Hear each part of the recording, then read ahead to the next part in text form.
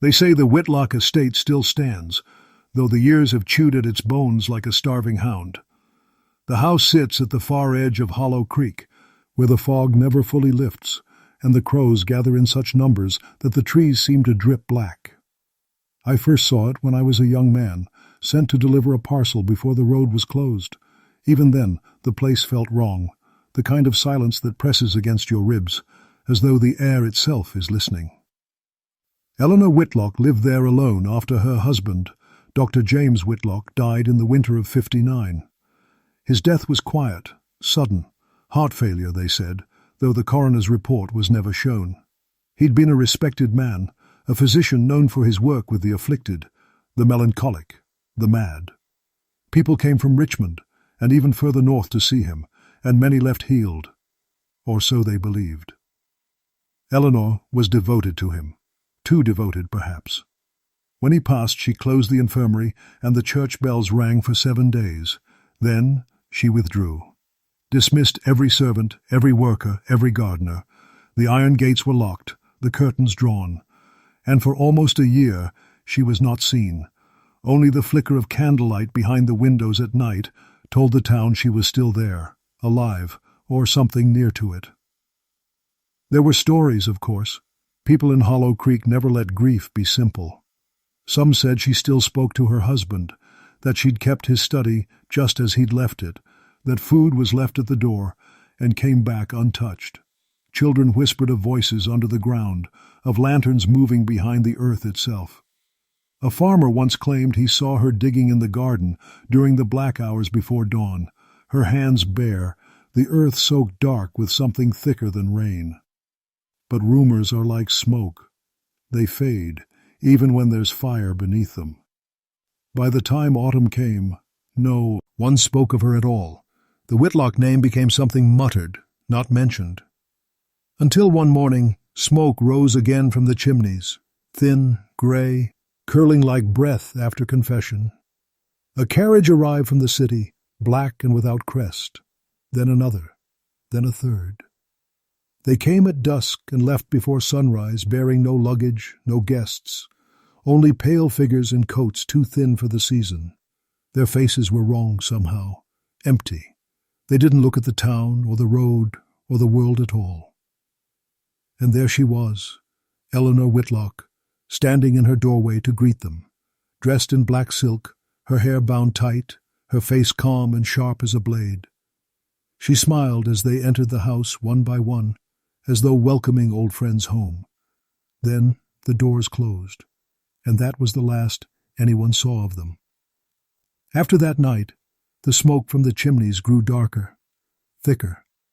The house began to hum, faintly, like the sound of something turning beneath the floorboards. Those who lived nearest claimed they could hear muffled cries at dawn as though carried through the soil. But when the sheriff rode out to see, there was nothing. The gates were locked, the grounds empty. Only one thing was certain. Something inside that house was alive, and it was not grief. By the winter of the next year, the Whitlock estate had become a wound upon the land. The fields around it refused to grow. The trees leaned away as if ashamed to face the house. The people of Hollow Creek no longer walked that road, not even by daylight. They said the earth there was sick, that the ground itself wept when it rained. It was then that Father Merrin arrived, young, kind, and far too sure of God. He had come from Richmond after word reached the diocese that the widow of Dr. Whitlock had turned her home into a place of healing, a refuge for those touched by the mind's storms. Her letters to the Chew Arch spoke of charity, of divine purpose, of continuing her husband's sacred mission. Yet there were inconsistencies. Too many souls admitted, too few released. When he came upon the estate, he found the gates unlocked and the path swept clean, though no footprints marked the frost. He called for Mrs. Whitlock, his voice trembling as it echoed through the garden. From the porch she appeared, slender, calm, her eyes the color of smoke. She greeted him kindly, as though expecting him, and for a moment he felt foolish for his fears. Inside, the house was immaculate. The fire burned low, the air thick with lavender and something metallic beneath it. No sound of patients, no sign of others. She led him through the halls, speaking softly of redemption and mercy, of how her husband's work had been misunderstood. Her hand shook as she poured tea, yet her words flowed with the rhythm of prayer. She told him the mind was not an illness to be cured, but a soul to be disciplined, that her husband had discovered a way to make the lost remember who they were. They forget, because they fear, she said, and fear must be removed by force, as one removes a rotten tooth. When she spoke of the rooms below, the priest asked to see them. Her smile faltered for the first time. "The lower ward is not ready for visitors," she whispered. But when he pressed, she relented. They descended a narrow stair hidden behind the pantry wall, the air growing colder with each step. The stone walls dripped with moisture, the lantern flame guttering. Then he saw them. The doors, iron, narrow, sealed with bolts and scripture carved into the lintels. Behind one came the sound of breathing, behind another the steady rhythm of weeping. Eleanor's voice was soft when she spoke again. "They are healing, Father. Slowly. The mind must break before it can be mended." He stepped closer to one door and placed his hand against it. The surface was warm. Something inside shifted, and a voice, weak but human, whispered, "Help me." The priest recoiled, turning to her, but she only watched him, tears gathering at the edges of her eyes. "You can't help them," she said. "Not yet. They are becoming pure." When he fled that house, the night air burned like ice in his lungs. He told the church what he had seen, but his report was dismissed as hysteria, grief perhaps, exhaustion. By spring, Father Merrin was gone, sent away, they said, to recover. Yet the townsfolk swore they saw him wandering near the estate weeks later, his eyes blank, his lips moving in prayer. And from the hollow beneath the Whitlock house, the cries continued, faint and rhythmic, like the breathing of something that refused to die. The summer of 1871 began with thunder, not the kind that rolls gently across the sky, but the kind that seems to come from beneath the earth, deep, hungry, endless. The people of Hollow Creek had learned to look away from the Whitlock estate by then. No one spoke of it, no one asked questions. Yet every night a strange hum drifted through the valley, low and constant, like the groaning of something ancient trying to breathe. It was on a night like that, near midsummer, when the storm came.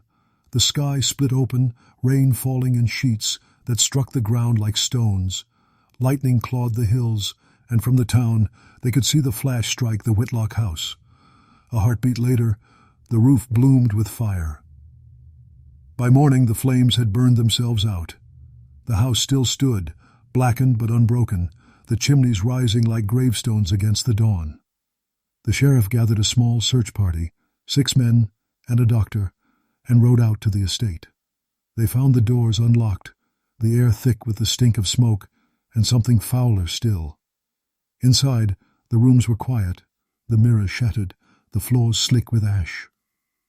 But there were no bodies, no Eleanor, no servants, no trace of the patients she had claimed to care for. They found the entrance to the lower levels by accident, a hole in the kitchen floor where the fire had eaten through the boards. Beneath it, a stair descended into darkness. One of the men lowered a lantern. What they saw should never have existed. Dozens of cells carved from the earth, each with rusted bolts and narrow slits for air. The walls were scratched to the bone, the names of the living and the dead carved together until they were the same. In one corner, a wooden desk held rows of journals, all written in Eleanor's hand.